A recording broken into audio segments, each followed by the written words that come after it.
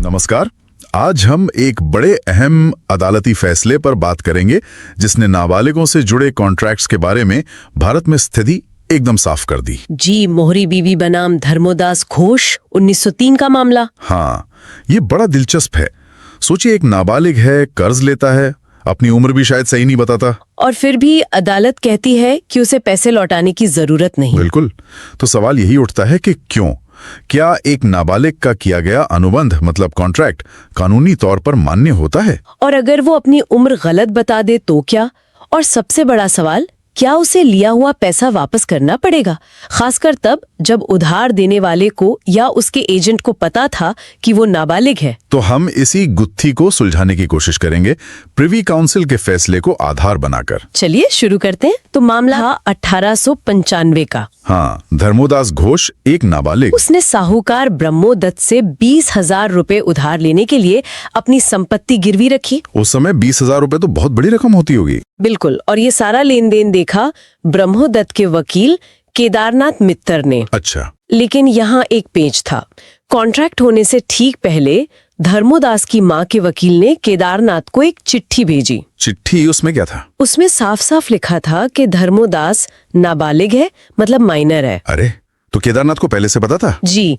इसके बावजूद केदारनाथ ने धर्मोदास से एक घोषणा पत्र, एक डिक्लेरेशन साइन करवाया जिसमें लिखा था कि वो बालिग है। हाँ, कि वो मेजर है। लेकिन अदालतों ने बाद में ये माना कि केदारनाथ को सच पता था, वो इस झूठी घोषणा से गुमराह नहीं हुए थे। अच्छा, तो ये बात कोर्ट में साबित हो गई। हाँ, और इसी वजह से कलकत्ता हाईकोर्ट की निचली अदालत ने और फिर अपील में भी यही फैसला दिया कि ये कॉन्ट्रैक्ट शून्य है, मतलब वॉइड है। वॉइड मतलब कानून की नजर में ये हुआ ही नहीं। बिल्कुल, क्योंकि एक नाबालिग ने किया था और साहूकार के एजेंट को ये बात मालूम थी, तो कोर्ट ने कॉन्ट्रैक्ट रद्द कर दिया। लेकिन मामला यहीं खत्म नहीं हुआ।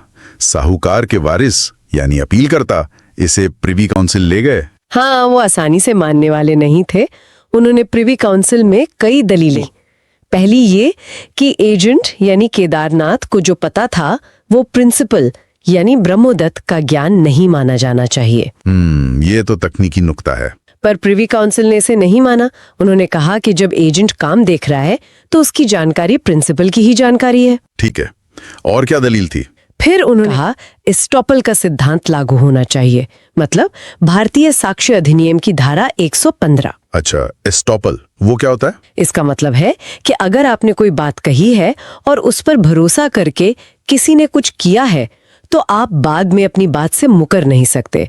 यहाँ उनका कहना था कि धर्मोदास ने खुद को बालिग बताया तो अब उसे नाबालिग होने का दावा करने से रोका जाना चाहिए। लेकिन ये दलील भी नहीं चली है ना? से अहम दलील। हाँ। अपीलकर्ताओं ने कहा कि ये अनुबंध शून्य, वॉइड नहीं, बल्कि शून्य करणीय, वॉइडेबल है। वॉइड और वॉइडेबल में क्या फर्क है? बहुत बड़ा फर्क है।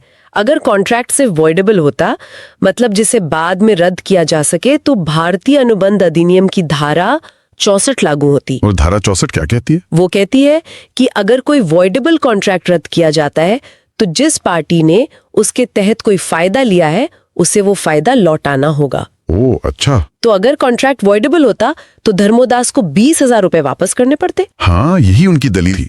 उन्होंने धारा 65 और स्पेसिफिक रिलीफ एक्ट की धारा 41 का भी हवाला दिया और इक्विटी यानी नैसर्गिक न्याय का भी वास्ता दिया कि भाई पैसा तो वापस मिलना चाहिए। तो सारा दारोमदार इसी पर आ गया कि नाबालिग का कॉन्ट्रैक्ट वॉइड है या वॉइडेबल। बिल्कुल। और प्रिवी काउंसिल ने भारतीय अनुबंध अधिनियम 1872 को बहुत ध्यान से देखा। उन्होंने धारा 10 देखी जो कहती है कि कॉन्ट्रैक्ट के लिए पार्टियों का सक्षम होना जरूरी है। और धारा 11? धारा 11 साफ कहती है कि नाबालिग अनुबंध करने के लिए अक्षम है, इनकॉम्पिटेंट। जी, इन दोनों धाराओं को मिलाकर प्रिवी काउंसिल इस नतीजे पर पहुंची कि भारतीय कानून के तहत एक नाबालिग कॉन्ट्रैक्ट करने में पूरी तरह से अक्षम है। इसलिए नाबालिग का किया गया कोई भी समझौता शुरू से ही शून्य होता है, वॉइड एब इनिशियो। शुरू से ही शून्य मतलब वो कभी कानूनी रूप से हुआ ही नहीं माना जाएगा। एकदम सही। और जब कोई वैध अनुबंध हुआ ही नहीं तो धारा 54 या 65 के तहत फायदे लौटाने का सवाल ही पैदा नहीं होता। वो धाराएं तो तब लगती हैं जब कोई मान्य अनुबंध बाद में वॉइड हो या रद्द किया जाए। तो पैसा वापसी का तर्क पूरी तरह खारिज हो गया। हाँ, और रही बात स्पेसिफिक रिलीफ एक्ट की धारा 41 और इक्विटी की, तो प्रिवी काउंसिल ने माना कि अदालत के पास कुछ मामलों में विवेक का अधिकार होता है, लेकिन यहाँ नहीं। यहाँ क्यों नहीं? क्योंकि साहूकार के एजेंट ने सब कुछ जानते हुए जानबूझकर एक नाबालिग के साथ ये सौदा किया था। उसे पता था कि वो नाबालिग है। ऐसे में न्याय या इक्विटी ये नहीं कहते कि नाबालिग को पैसा लौटाने पर मजबूर किया जाए। मतलब जिसने जानबूझकर कानून तोड़ा वो इक्विटी की दुहाई नहीं दे सकता। बिल्कुल। जब कानून ने ही ऐसे सौदे को शून्य करार दिया है तो इक्विटी उसे बदल नहीं सकती। उन्होंने ये भी कहा कि ये फैसला प्राचीन हिंदू कानून से भी मिलता है। तो अंत में प्रिवी काउंसिल ने अपील खारिज कर दी, अनुबंध शून्य माना गया और धर्मोदास को पैसे वापस नहीं करने पड़े। इस फैसले ने भारत में एक सिद्धांत स्थापित कर दिया, नाबालिग का अनुबंध पूरी तरह शून्य है। और अगर दूसरे पक्ष को पता है कि वो नाबालिग है तो वो कोई पैसा या फायदा वापस नहीं मांग सकता, भले ही नाबालिग ने उम्र गलत बताई हो। जी हाँ, कानून का मकसद साफ है, नाबालिगों को शोषण से बचाना। ये फैसला निश्चित रूप से नाबालिगों की सुरक्षा के लिए बहुत अहम है। लेकिन एक सवाल मन में आता है, क्या ये नियम उन स्थितियों में भी इतना ही कारगर है जहां कोई नाबालिग, जो लगभग बालिग होने ही वाला है, जानबूझकर कोई बड़ी धोखाधड़ी करे जिससे दूसरे पक्ष को भारी नुकसान हो जाए? हाँ, ये एक मुश्किल सवाल है।